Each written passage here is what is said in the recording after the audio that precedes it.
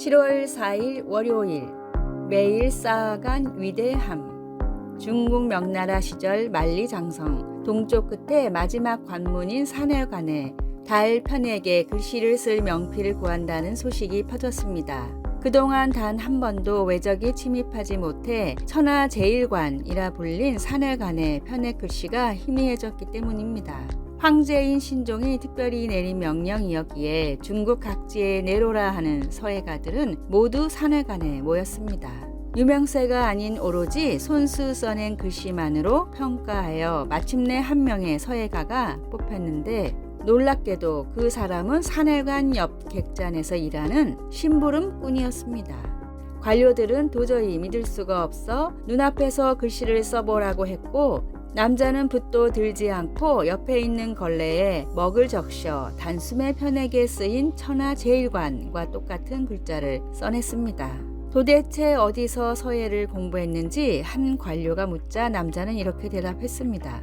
저는 이곳에서만 30년을 일했습니다. 일을 하며 저 글씨가 보일 때마다 재미삼아 손가락으로 행주로 따라 그리다 보니 어느 순간 저 글씨만큼은 똑같이 그릴 수 있게 됐습니다. 하루에 단 한 말씀이라도 삶 속에 실천을 하다 보면 조금씩이라도 예수님을 닮아가게 됩니다.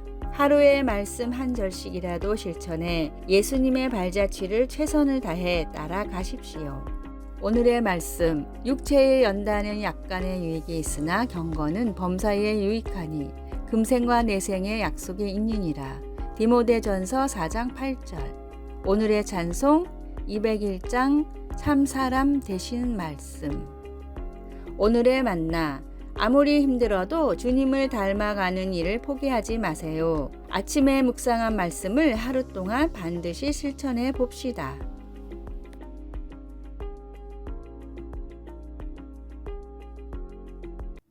7월 5일 화요일, 깨끗하게 하는 방법.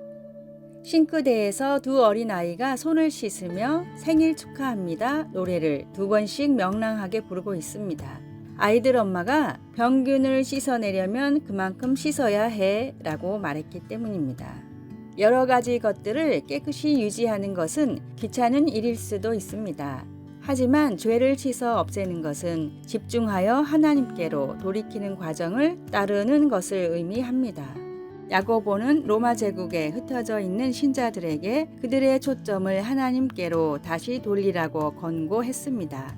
언쟁과 싸움에 휩싸여 자신들의 우월의식이나 소유, 세상의 쾌락, 돈과 명예를 위해 다툼으로써 그들은 하나님과 적이 되어 버렸던 것입니다. 그래서 야고보는 이렇게 경고했습니다. 그런즉 너희는 하나님께 복종할지어다. 마귀를 대적하라. 그리하면 너희를 피하리라. 죄인들아 손을 깨끗이 하라. 두 마음을 품은 자들아 마음을 성결하게 하라. 그러면 어떻게 그렇게 할 수 있을까요? 하나님을 가까이 하라. 그리하면 너희를 가까이 하시리라. 이 말씀은 삶에서 더러운 죄를 씻어 없애기 위해 왜 하나님께로 돌아가야 하는지 설명해주는 살균제와 같은 말씀입니다. 그러고 나서 야고보는 청결하게 씻는 방법을 더 자세히 설명하고 있습니다.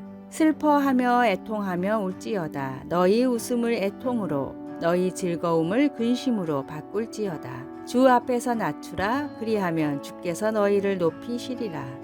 우리의 죄를 다루는 것은 겸손한 일입니다.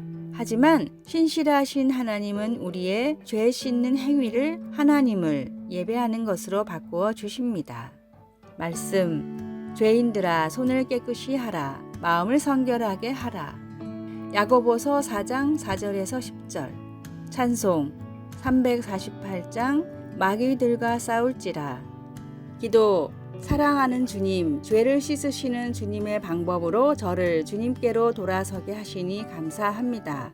주님께 돌아설 때 제 두 손을 씻고 제 마음을 성결하게 해 주소서. 아멘.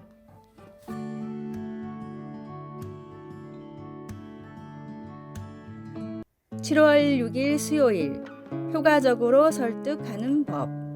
협상 전문가인 뉴욕 주립대학교의 딘 프리트 교수는 자신의 저서에서 이런 말을 했습니다. 로마 제국은 기독교인들의 신앙을 포기하게 만들려고 콜로세움에 가두고 사자로 협박했습니다. 그러나 대부분의 기독교인들은 최후까지 찬송을 부르며 굴하지 않았습니다. 사람을 죽이겠다고 협박을 하는 것은 결코 현명한 설득의 자세가 아닙니다. 외국의 한 단열재 시공업체가 간단한 공사로 에너지 효율을 몇 배나 높일 수 있는 기술을 개발해 집집마다 찾아다녔습니다. 획기적인 기술이었지만 찾아간 가정의 15%만이 공사를 하겠다고 했습니다. 안 되겠다 싶었던 시공업체는 전문가에게 컨설팅을 받았는데 그 다음부터는 농구공을 들고 다니면서 이렇게 설명했습니다.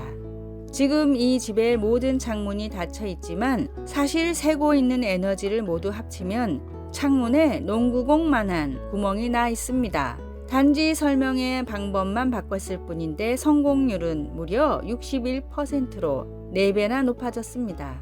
어거스틴은 남을 설득하기 위해선 먼저 내가 좋게 변해야 한다고 말했습니다. 복음을 전하고 전도의 가장 좋은 방법은 충만한 은혜로 변화된 나의 삶을 보여주는 것입니다. 나날이 예수님을 닮아가는 큰 복을 달라고 간절히 기도하십시오. 오늘의 말씀, 좋은 것으로 내 소원을 만족하게 하사 내 청춘을 독수리같이 새롭게 하시는 도다. 시편 103편 5절. 오늘의 찬송 425장 주님의 뜻을 이루소서. 오늘의 만나 생명력이 있는 말씀으로 날마다 새롭게 변화시켜 주소서. 복음을 위해 더 좋은 모습으로 변화를 시도합시다.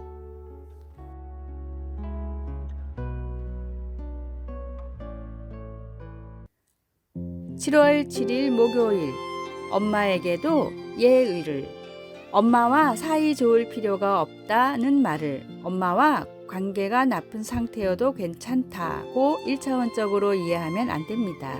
이것은 엄마를 전지전능한 신으로 여기지 마라는 의미이자 엄마에게도 예의를 지키라는 주문입니다. 얼마 전 대학 후배와 이런 대화를 주고받은 적이 있습니다. 밖에 있는데 엄마가 자꾸만 전화를 해요. 내가 집에 들어갈 시간이 지났으니까 그런 게 아닐까? 알아서 들어갈 건데 왜 연락을 해요? 엄마는 무작정 기다려도 되는 사람이 아니야. 부모에게도 예의를 지켜야 하지 않을까? 모녀가 전쟁을 일으키는 이유 중 빼놓을 수 없는 것이 연락하지 않는 딸과 기다리는 엄마입니다.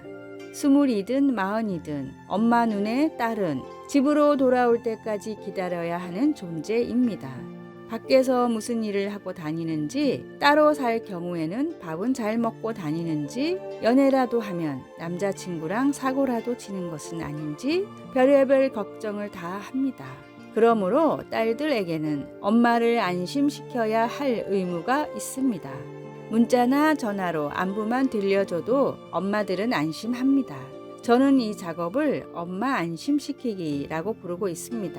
엄마에게 직접 이야기하기가 쑥스럽다면 문자나 메신저로 다음과 같은 짧은 메시지라도 남겨야 합니다.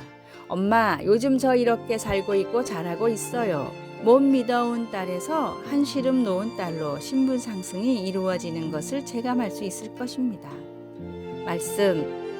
또 아비들아, 너희 자녀를 노엽게 하지 말고 오직 주의 교훈과 훈계로 양육하라. 에베소서 6장 4절. 찬송 559장. 사철의 봄바람 불어있고. 기도. 부모가 자식을 옳게 가르치듯이 하나님께서 우리를 올바른 길로 인도하려고 가르치셨다는 사실을 마음속에 새겨두게 하소서. 아멘.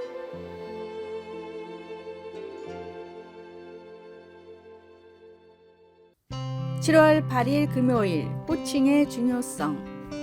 벨 연구소의 품질 관리 책임자 에드워드 데밍에게 한 미국의 물류 서비스 회사가 컨설팅을 의뢰했습니다. 직원들이 배송 물건을 너무 대충 확인하고 배달합니다. 이로 인해 큰 손해가 있는데 혹시 좋은 방법이 없을까요? 이 회사는 전체 직원의 56%가 컨테이너에 실려온 물품을 대충 분류해 잘못된 배송으로 인하여 매년 5억 원에 가까운 손실을 내고 있었습니다.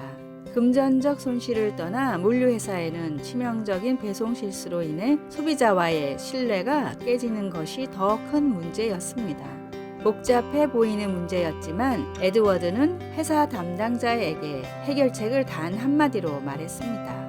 오늘부터 배송 기사들을 물품 분류 전문가라고 부르세요. 그런데 이 어이없는 해결책이 정말로 효과가 있었습니다. 배송 기사들을 물품 분류 전문가라고 이름을 바꾸자 한 달 만에 56%의 실수가 10%로 급감했습니다. 말에는 사람의 생각과 행동을 바꾸는 즉각적인 힘이 있습니다. 나를 어두운 세상에 빛을 비출 복음의 등대로, 복음이 필요한 전도 대상자들을 VIP로, 함께 동역하고 헌신하는 성도들을 하나님이 붙여주신 가장 귀한 동역자로 생각하고 좋은 명칭으로 불러보시기 바랍니다.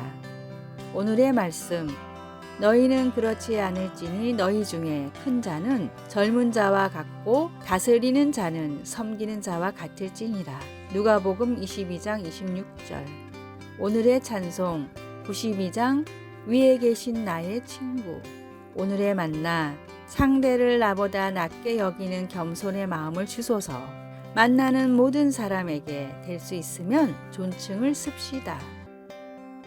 아래의 빨간색 글자 구독을 누르시어 더 많은 전도의 열매를 맺으시기를 기도합니다.